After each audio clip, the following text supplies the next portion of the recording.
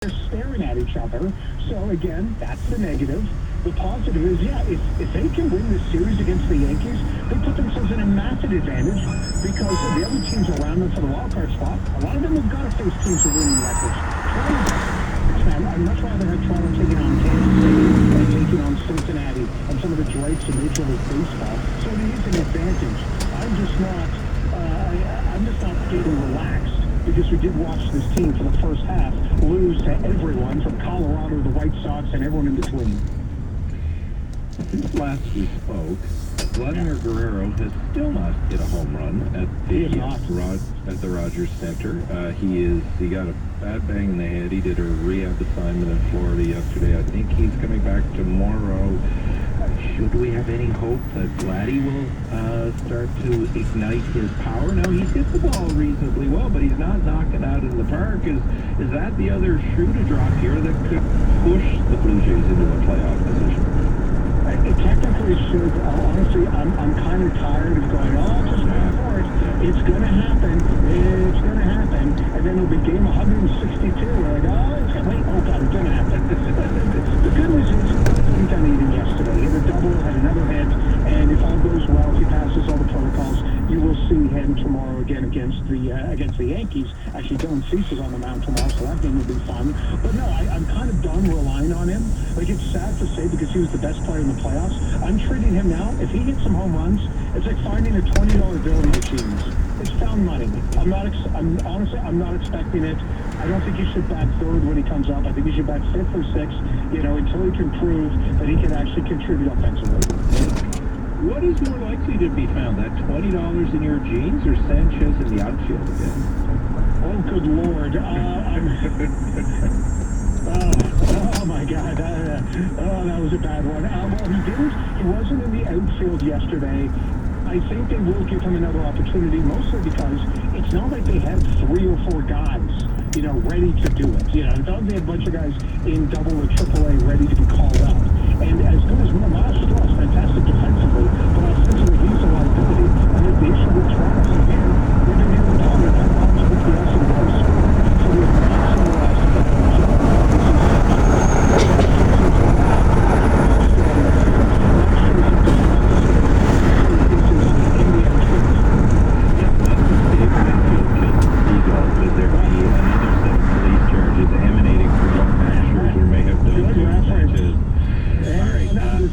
is not going to get that reference. I appreciate what you did there. I got about a minute. Well, 1 minute. What do they need to do to beat the Yankees this weekend? Because that team is tough to play on any day, including in New York. Yeah, well, the one advantage is still will not be any. There'll be no Aaron Judge, so that is big for Toronto. What you really need to do is just get the starters to go 6 and 2, 6 and 4, and get them into at least 6 innings so the bullpen isn't taxed too much, especially considering today it's going to be a bullpen game for the Blue Jays. This is about Dylan Cease. This is about Jose Soriano. Go through 6 innings, give them quality starts, and that should put them in a position to win the series. All right, I can ask you one quick last one, and that is, all right, are you closer to saying they could do it now, or what's your drop dead date on when they're dead? If you don't, if things go as they are at the moment. I am closer, but again, the odds say they're not going to make it. But I am certainly closer. Give me a week and a half from now. If Vlad comes back, hits some home runs, and maybe we'll change my stance. I'd be more optimistic. But not as negative as it was last time we spoke. Well, there you go, man. That's a good thing. That's everybody. There's no negativity. We wait to see what happens. It's been good to talk to you. Have a good weekend. Absolutely.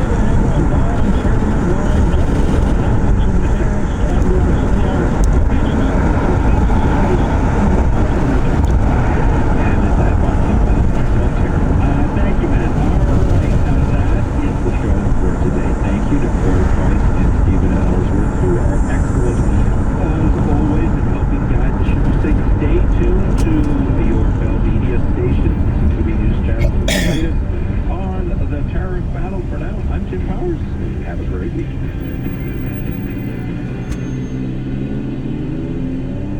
You can stream News Talk 1010 Toronto anywhere, anytime. shine. By downloading the free iHeartRadio app. Then simply add us to your library and listen. Talk. Take News Talk 1010 with you wherever you travel. The Green Lantern's hope is to protect people. Crave brings you the most anticipated series of the summer. It's ranked the greatest weapon in the universe.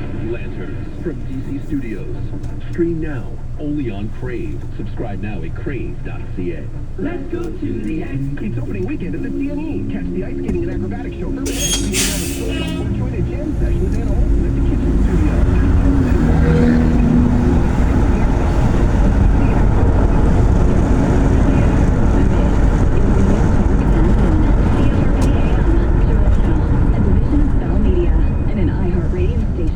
It's 2 o'clock. Your update from the CTV Toronto newsroom starts now. Good afternoon. I'm Victoria Mattias. With sunshine all afternoon long, right into the evening. You're complete with the forecast is coming right up. Speed limits boosted on some highway stretches you probably use. And time, if you haven't registered to run in the next municipal election, it is too late.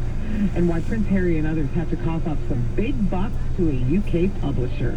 Details on these and other stories coming up. But first, let's take a drive. News Talk 1010, time saver traffic. In Whitby, the 401 westbound has a crash at Brock Street, blocking that left lane. Traffic backing up towards and further west into that westbound crash at 25, taking up that left lane with the sign reaching back towards James Mill Parkway and on 401 eastbound express. A crash at the Ellen has that right lane blocked. A major slowdown stretching back past Keel. Over 1,000 exotic birds and animals, African Lion Safari, Canada's original safari adventure, open daily May 2nd to September 12th. Book your adventure at lionsafari.com. I'm Sonia Sash, your next update at 2:15 on News Talk 1010 Toronto.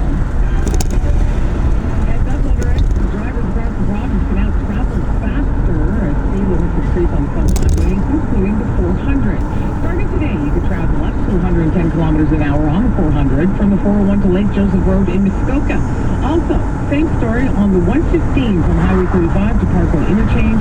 Check out our website for other affected stretches. And in 10 days from now, multiple stretches of the 401 will be affected by the same change. Clock is ticking just hours before new tariffs are slated to take effect. Canada U.S. Trade Minister Dominic LeBlanc and Chief Negotiator Janice Charette meeting with a U.S. Trade Representative Jameson Greer to discuss a potential trade agreement. CTV's Jeremy Charon on components of this deal, and here's what we know. We know broad strokes what is being proposed in this deal. We know that the U.S. administration is looking to get U.S. booze back on Canadian shelves. The Prime Minister has already spoken to the premiers about that. We know Canada is looking for a reduction in sectoral tariffs, that those are part of the negotiations. The big question that remains are the details. How much of a reduction is Canada able to negotiate? Only hours remain for Mr. Dominic LeBlanc and his team to avoid new tariffs on $28 billion worth of Canadian goods. The deadline is midnight, 10 hours from now. Here in Toronto, deadline has passed. A couple minutes ago, 31 registered to run in the upcoming municipal election. Today, Siobhan Morris is at City Hall, who added to talk to some last-minute registrants, including some bigger names. This morning we saw Mary Fragadakis, a former longtime city councillor.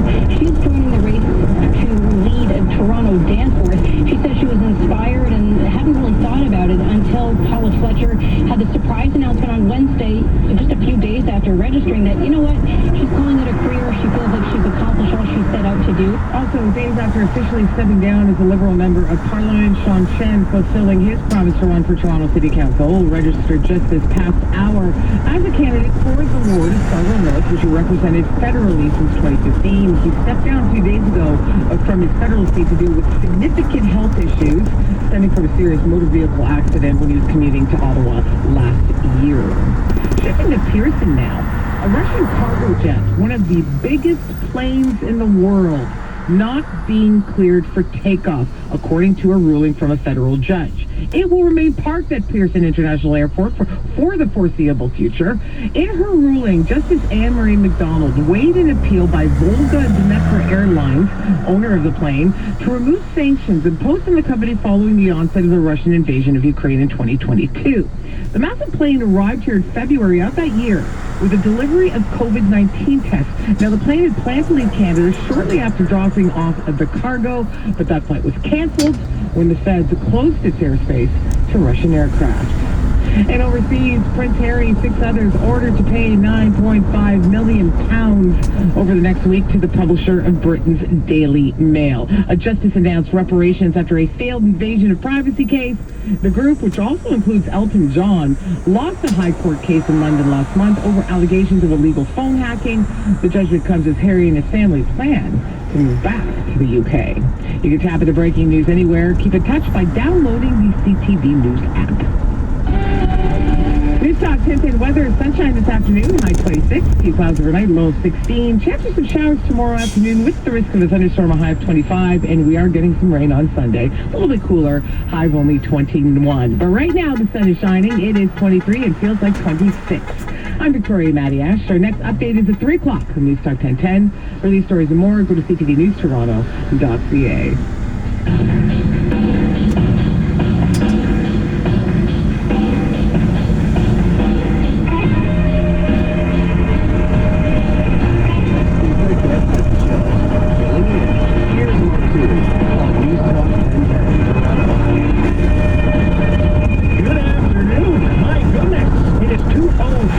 p.m. in the great city-state of Toronto, and things are happening.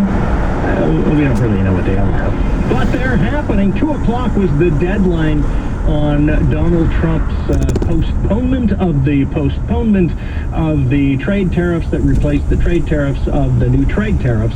And we are still here. And we are still talking. The power is still on. The sun is still shining. We have no idea what's going on. We will try to fill that in a little bit in the next, within this half hour. Hopefully we'll get the latest of the latest to find out whether or not there's a deal, whether or not people are happy with it, whether or not there's no deal, whether or not people are not happy. Well, we'll figure it out. Also, 2 p.m. was the shutoff time for anyone to throw their hat in the ring to run for municipal election across the entire province of Ontario. And, well, certainly in Toronto. I've been following along on the city elections website to see who's in, who's out. There's been a lot of changes so far today. There's been a number of things happening right up to the wire. We'll catch up with all of that when we can track down Siobhan Morris, who's been standing there, because it takes some time for the clerk's office to update their website. So you go in as a candidate to throw your name on the list, to cough up your $100 to run for councillor, your $200 to run for mayor, and it doesn't necessarily show up right away on the website because it's been a busy place. Siobhan has been down there counting noses as they come and go. And one city councillor has decided she doesn't want it. She's abandoning her current ward and she's moving to another ward where she thinks she has a better chance because she doesn't want to face down Mike Layton, I guess. We'll get all of that. My goodness, so many things going on. Siobhan Morris will join us in a few moments when she is able. But my goodness, what else can I say? I can tell you right now that I was wrong. Note the time. This does not happen a lot. I had predicted that there would be 150 candidates running for mayor in the city of Toronto, because that's kind of on the par with what I think that's how many there were in 2010 with Rob Ford. Went down a little bit, but so far at my last reckoning, 51. It probably has gone up a little bit maybe in the last few minutes since I moved into the studio. You can hear me typing in the background to bring up the website to see where we're at, but I will say that I'm very happy to have noticed that Kevin Clark, perennial candidate, is alive and well. Also, Chris Alexander, who's thrown his name in the ring. We got proof of life from him today, so that's a good thing. But Kevin Clark, I kind of missed. He always ran for everything. He's quite the character, and he's back on. Edward, I think his name is Dong. He's running again. There will be signs all over your neighborhood the minute that, well, probably a week and a half, 2 weeks before the minute that he's legally allowed to do so, because I think the man must own a printing company. I know he got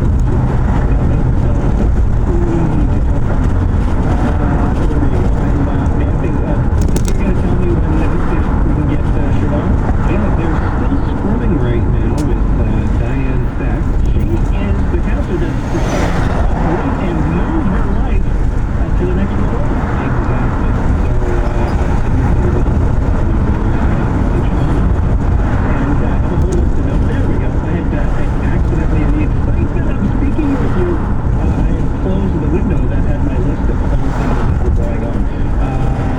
A few other names that have shown up in different places. Now, Myers, and I follow her on Twitter. She's running for mayor. That's about as much as you're ever going to hear about her running for mayor. She seems like a really nice person. This one I find interesting, though.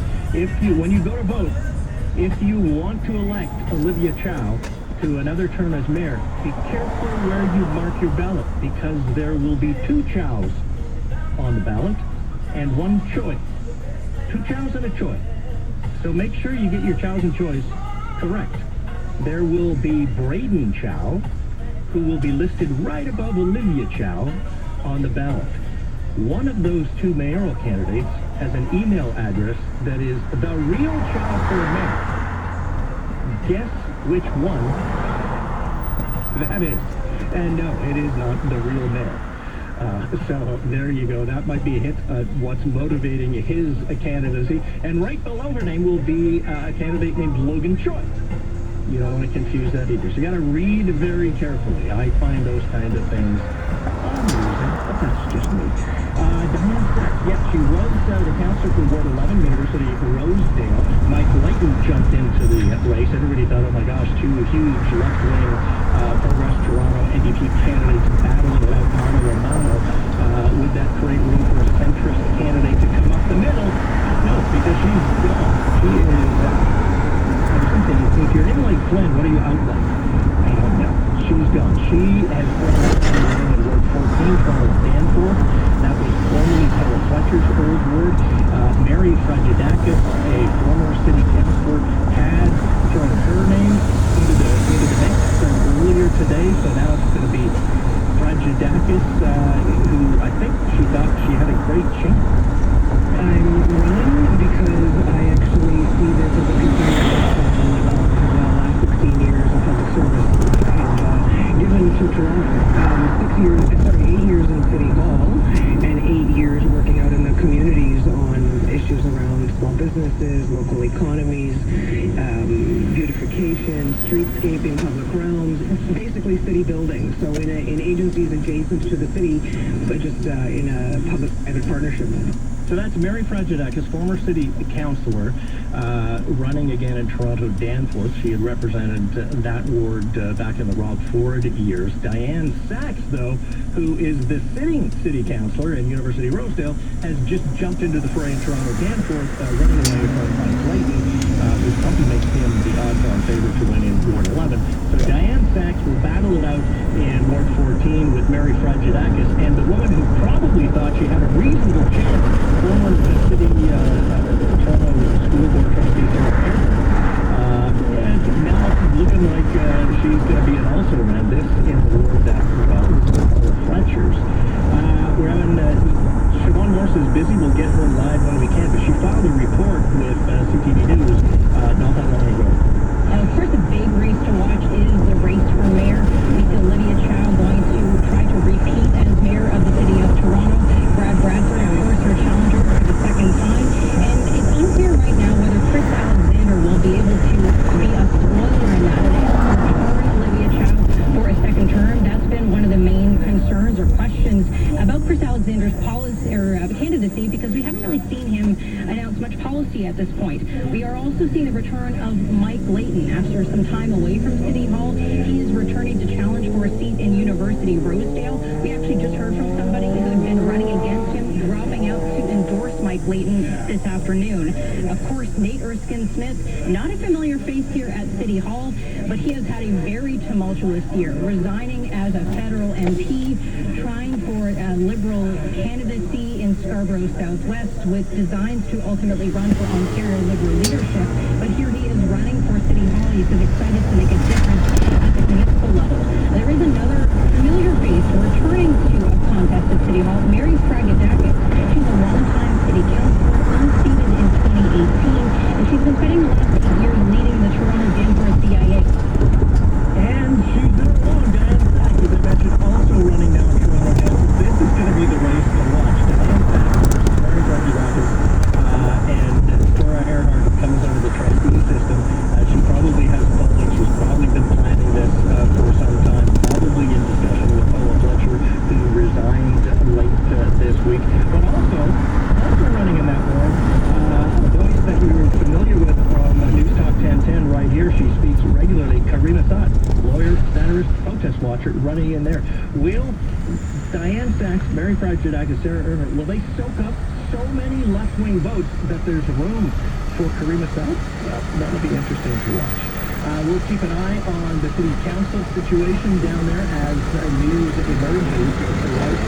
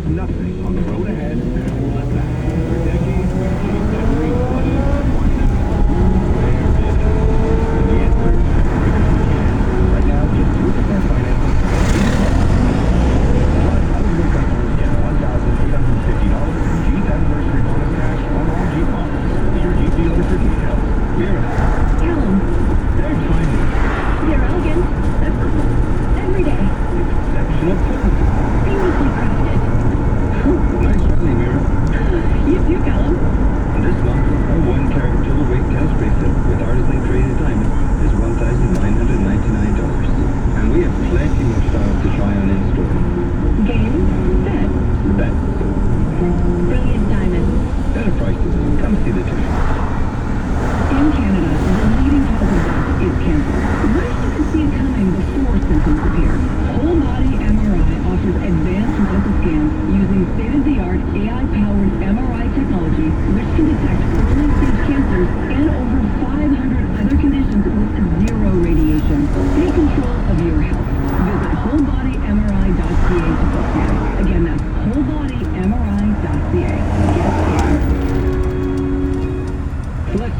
Everyone can use a little help in better understanding their technology. Each week, technology columnist, author, and TV personality Mark Stoltzman breaks down geek speak into street speak on Tech Talk.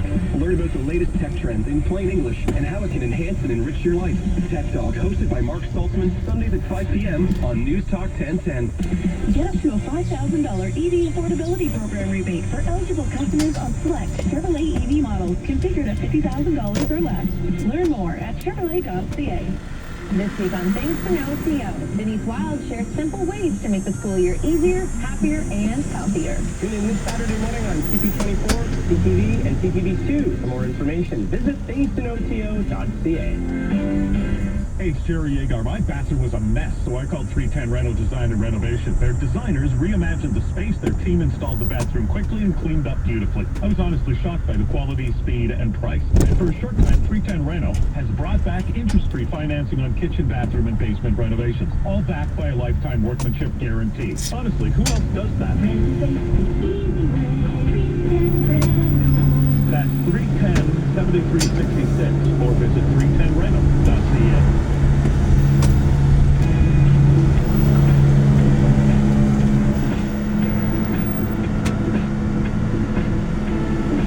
You're listening to the Deb Hardy Show. Sitting in for Deb, here's Mark Toohey on News Talk 1010 Toronto. Hey, welcome back. Mark Toohey in for Deb Hutton. As the liner noted, still following exciting events out of Toronto City Council, but turning our attention right now to the trade deal. Ooh, spooky. 20 minutes ago, the deadline passed. Donald Trump had set 2 p.m. that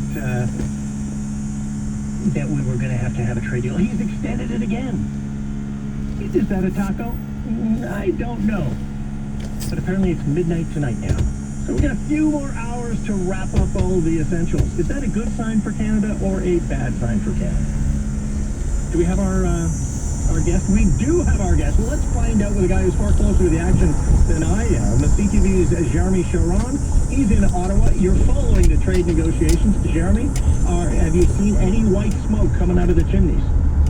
No white smoke yet, Mark. We're still waiting. The Canadian delegation has left for lunch. They were at the U.S. Trade Representative's office for about an hour and 20 minutes this morning. We expect that negotiations will resume after this brief lunch break.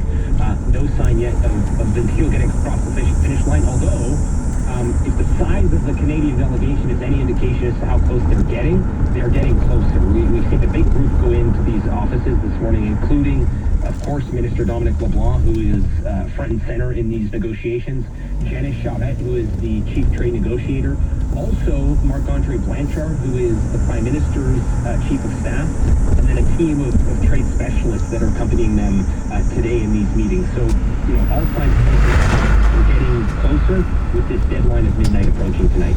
One of the things, Jeremy, that I learned as an Army officer working with intelligence guys was often you don't know what's hiding in the woods, but you can see things happening around the woods that gives you a sense of what might be in there. And this deal would have come back, as it apparently did, from the delegation in Washington, gone to cabinet, discussions with premiers, perhaps briefings for key industry stakeholders. We heard some reaction from premiers yesterday. What other reactions from the people around the fringes are you hearing that would let us know who's happy, who's not happy with what they're hearing so far? Yeah, exactly. To your point, the deal itself, the framework has been probably mostly established for days now. The teams are hammering out the details, small details.